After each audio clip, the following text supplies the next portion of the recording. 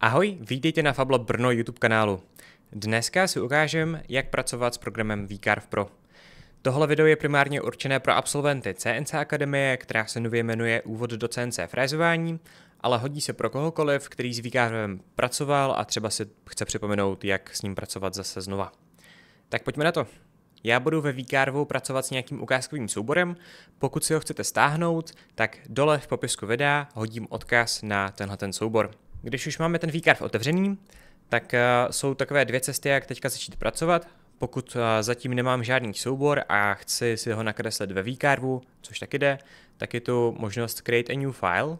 My už ale nějaký soubor máme a tak můžeme jít do možnosti File, Open a zvolíme ten náš soubor, což je tady tenhle ten smajlík ve vektoru.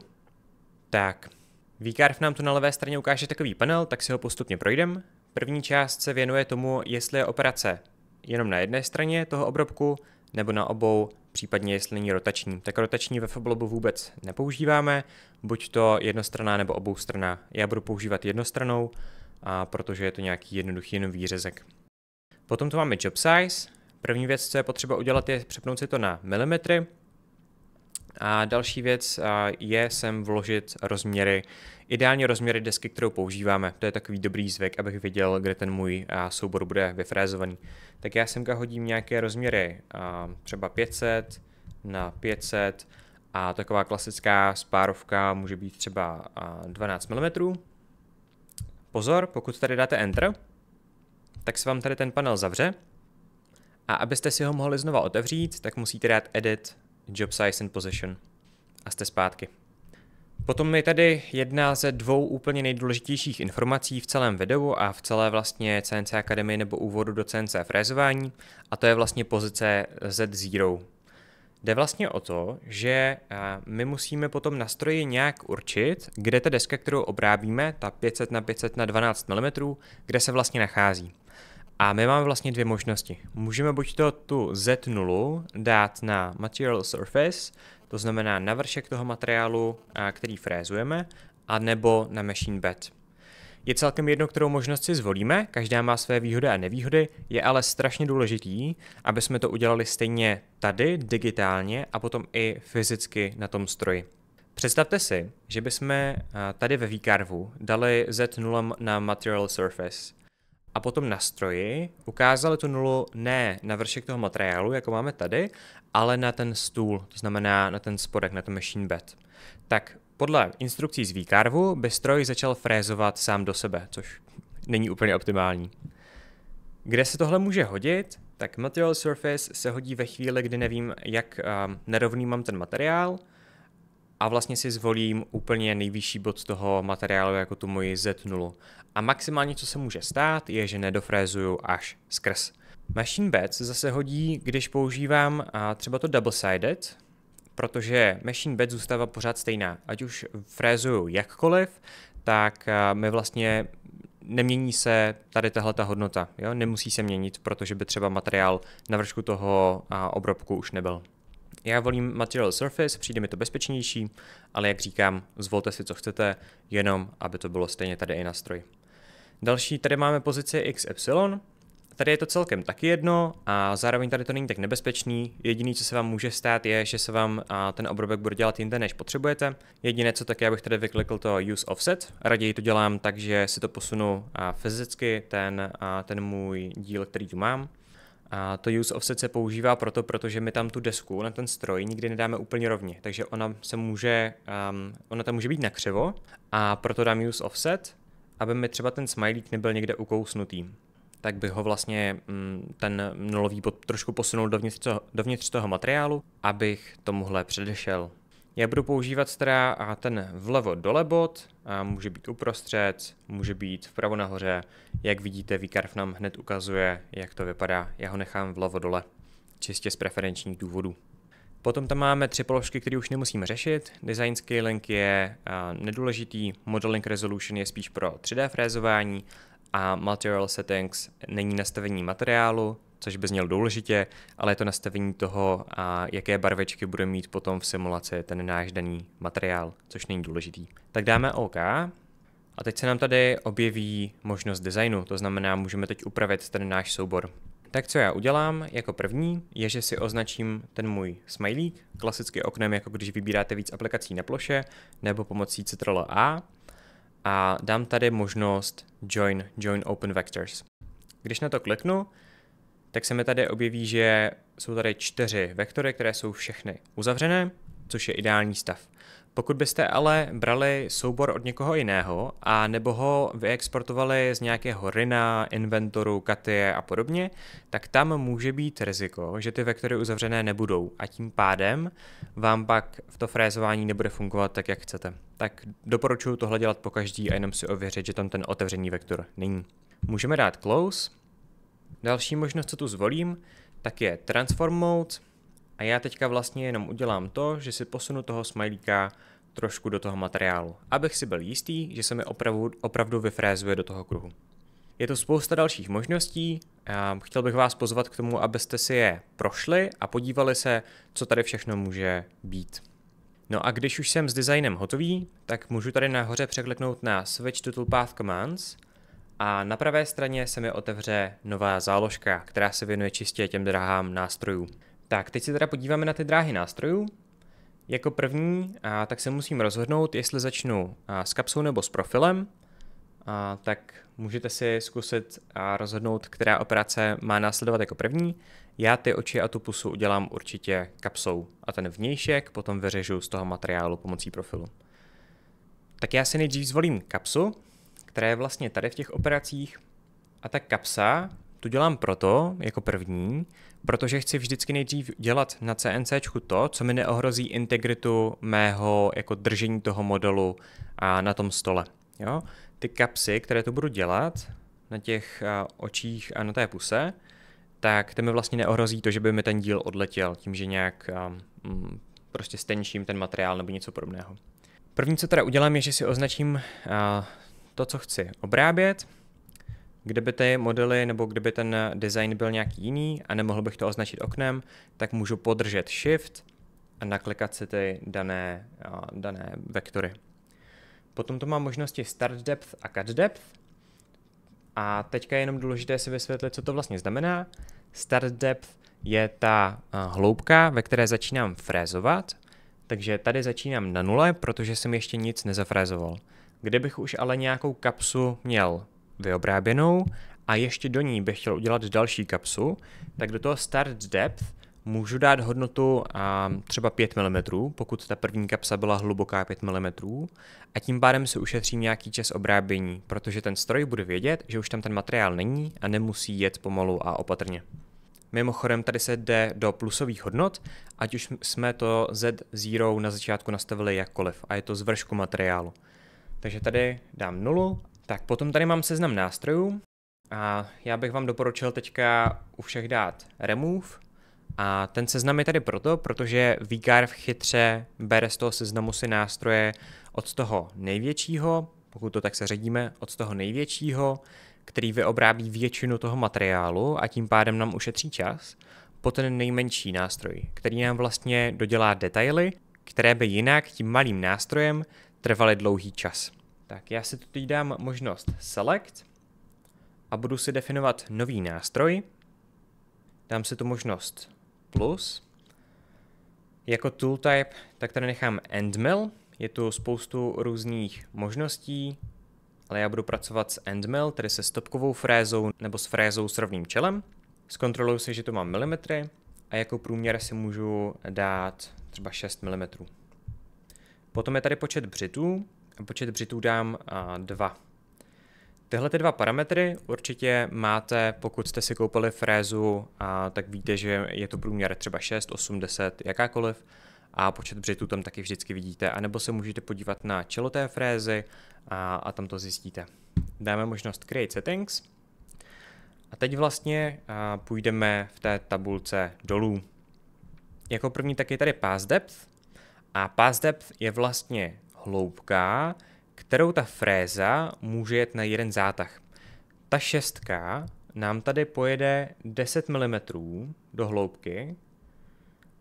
To znamená, že pokud ta pass depth bývá u dřeva zhruba 1 průměr nástroje, to znamená 6 mm průměr, znamená, že najednou může jet 6 mm do hloubky, tak nám to pojede na dvakrát. Jednou ta fréza pojede do 6 mm a potom pojede do 10. Další věc, co tady je, tak je stepover. A stepover je vlastně překrytí.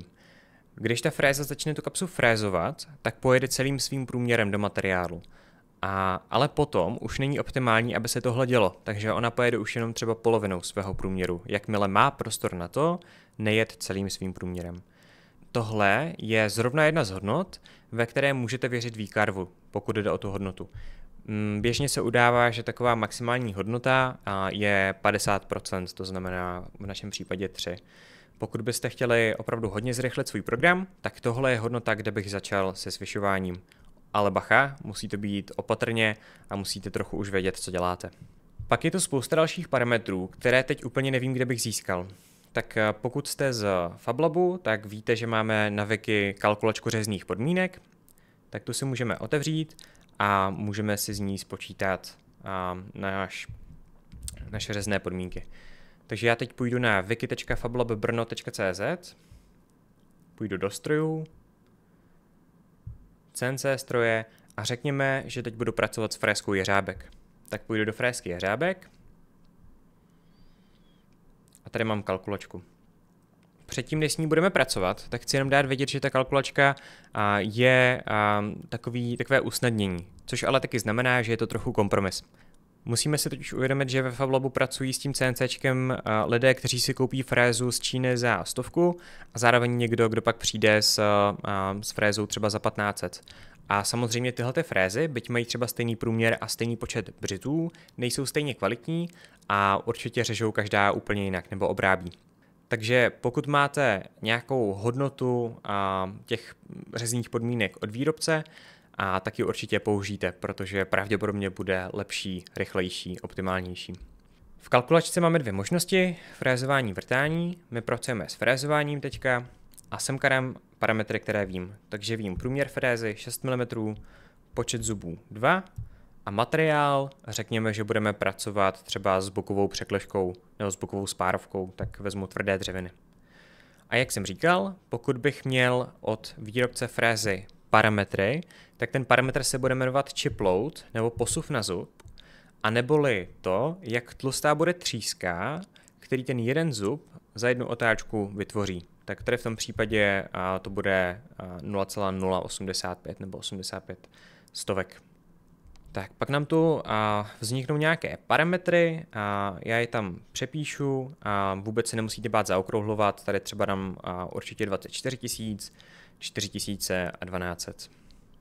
Půjdu teda zpátky a semka dám 24 000, zkontroluji si, že ve feed units máme milimetry za minutu, feed rate budou 4000 a plunge rate bude 1200.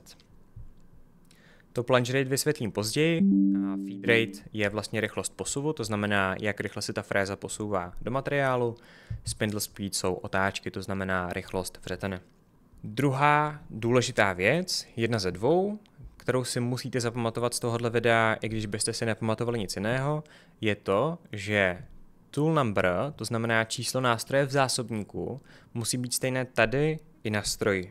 Je celkem jedno, co tam dáte za číslo, u jeřábka to nesmí být teda 8, musí to být 1 až 7, ale je jedno, jestli to dáte do nástrojového držáku číslo 1 nebo číslo 6. To je na vás. Tak já tady nechám 1, protože je to můj první nástroj. Samozřejmě, kdybychom pracovali třeba s Tutrees, tak tohle vůbec nemusíme řešit. Tak, máme tu frézu a teď půjdu dál. Mám tu možnost dvou strategií. Já vždycky volím offset, protože lépe vyplňuje kulaté geometrie. Raster, jak vidíte, to dělá trošku jinak. Není to teď úplně důležité. Co je to cut direction, to climb a conventional, tak to víte z prezentace, je to takové to sousledné a nesousledné frézování. A pak je tu možnost ramp plunge moves, kterou doporučuji mít v podstatě vždycky zapnutou. Co to vlastně je? Když ta fréza zajíždí do toho materiálu, tak je to jeden z těch velmi kritických okamžiků.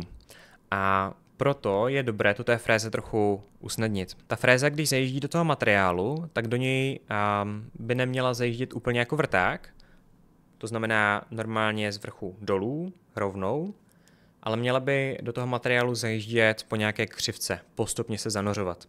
My tady můžeme definovat právě délku té rampy, po které vlastně vyjíždí do toho materiálu, a tam je takové naše zjednodušující pravidlo, že tahle ta hodnota je dvojnásobek průměru. Takže pokud máme 6 frézu, tak je to 12 mm. Nic dalšího to už nemusíme řešit, maximálně si tu můžeme pojmenovat tu operaci a můžeme dát možnost calculate. Objeví se nám simulace, v ní se můžeme pohybovat pomocí pravého tlačítka myši, takže si to tady můžu natočit. A abych tomu rozuměl, tak ty červené čáry, tak to jsou vlastně rychloposuvy, kde stroj jede tou největší možnou rychlostí, nejvyšší. Pak jsou tu ty vlastně světle modré, a ty jsou zanořovací operace, ty plunge moves takzvané.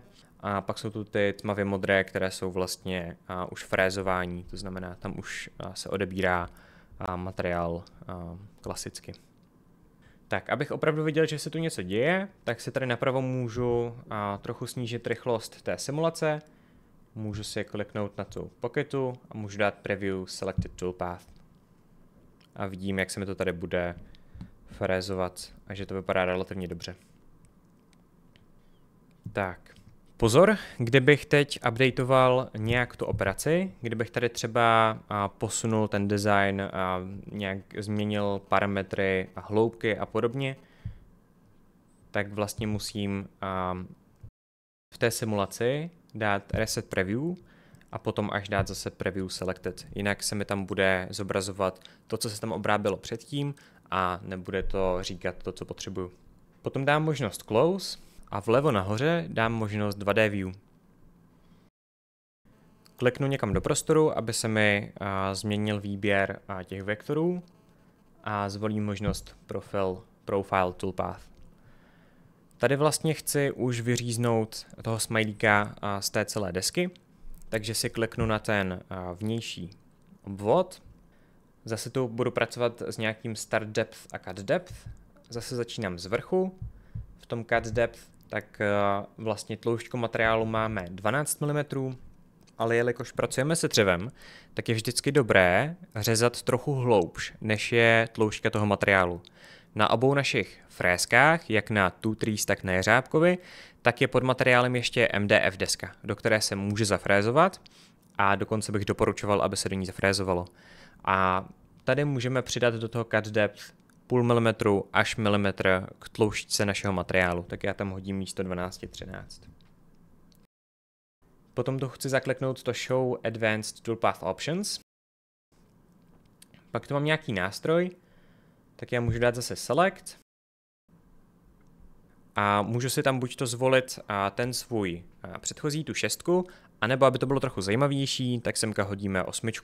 Takže já si tady vlevo dole zase dám plusko a tenhle ten proces už víte, tak já jim jenom proletím, aby to pro vás bylo rychlejší. Dám si semka třeba 8, počet břitů budou 2, dám Create Settings, Pass Depth bude 8, stejné jako průměr, Step Over necháváme na V-curve a teď jdeme do kalkulačky řezných podmínek, aby jsme si zjistili, co máme zvolit za podmínky. Takže 18 000, 3400. Takže tady 18 000, 3400 a myslím, že tam bylo 1000 v tom plunge rate. Nesmím tady nechat 1 v tom tool number, musí tam být 2. Můžu dát možnost Apply a Select.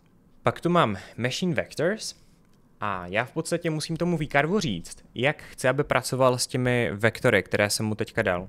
Tak on tady má možnost Outside Right, kterou používáme, když ten vektor, který jsme zvolili, tak chceme, aby tak, jak je, tak jsme ho vyřezali z té desky, což je náš případ. Kdybychom měli Inside Left, tak to bychom chtěli z té desky vyřezat, nebo do té desky vyřezat nějaký kruh, takže to bychom chtěli zevnitř.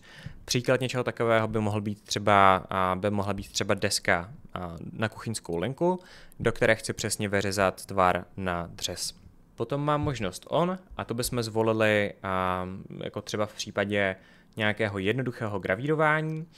A nebo třeba v případě, když máme na krajecím prkínku takovou tu drážku na šťávu, tak to bychom si tam nakreslili a potom bychom pomocí nějaké V-čkové frézy nebo klasické frézy ji tam vytvořili. A pustili bychom tu frézu vlastně přesně na střed té čáry. Já zvolím teda možnost outside, další věci tady neřeším. Potom to máme jednu možnost, která je dobrovolná, je to vlastně do separate last pass. A vlastně to znamená to, že já když teďka tou 8 frézou pojedu těch 13 mm na dvakrát, tak mi tam vlastně vznikne schod. I když ta frézuje velmi přesně, tak tam vznikne vizuálně nějaký schod. On úplně nejde nahmatat, to je v pohodě, ale jde tam vidět. Takže kdybych chtěl, aby to bylo opravdu hezké a nechtěl bych to potom brousit, tak bych si do toho allowance dal třeba 0,5 mm. A co se stane je, že všechny řezy, v tomhle případě jenom jeden, před tím posledním ten V-carve trochu odsadí od toho finálního tvaru, v našem případě o 0,5 mm, a až ten, kterým vlastně vyřezáváme z té desky ten tvar, přisadí úplně k tomu tvaru. To znamená, že to sjede najednou. Pozor, tohle můžeme použít jedině v případě, že máme břity na fréze v délce té cut depth.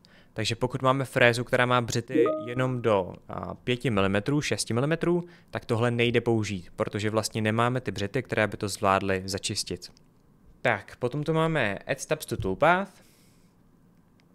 A tady bacha, většinou V-carve tohle spočítá správně, 12 mm je v pohodě, 5 mm je taky v pohodě, ale kdybych si úplně nebyl jistý tím, že mi těch 5 mm bude stačit, ta tloušťka, tak bych mohl přidat ještě o milimetr navíc, zvlášť ve chvíli, kdy my jsme vlastně snížili to, kde ta fréza bude jako řezat.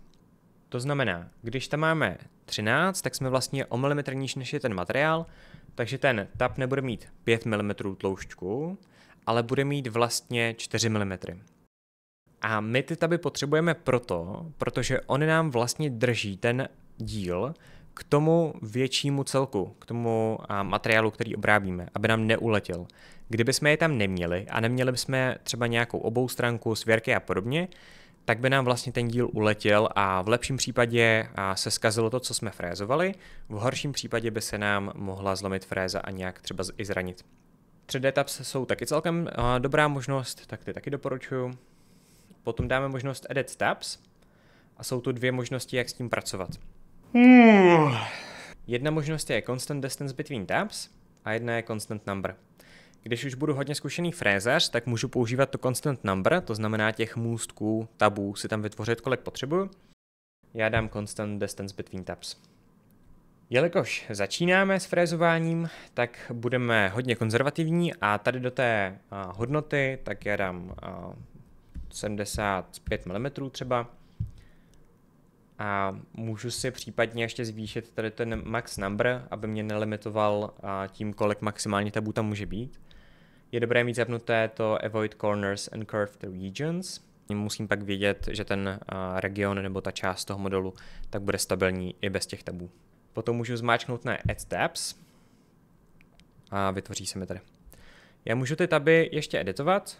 Když na ně najedu myší, tak je můžu třeba posouvat. Vytvářet nové a případně mazat ty stávající. Teď si můžu dát close a jdeme dál.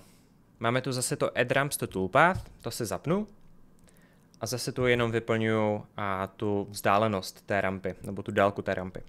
Tak já ji tady zase dám na dvojnásobek průměru frézy, to znamená 16 mm a dám možnost Calculate. V-carve nás upozorní na to, že nástroj nám prořeže náš materiál, ale s tím jsme v pohodě, to jsme tak nastavovali.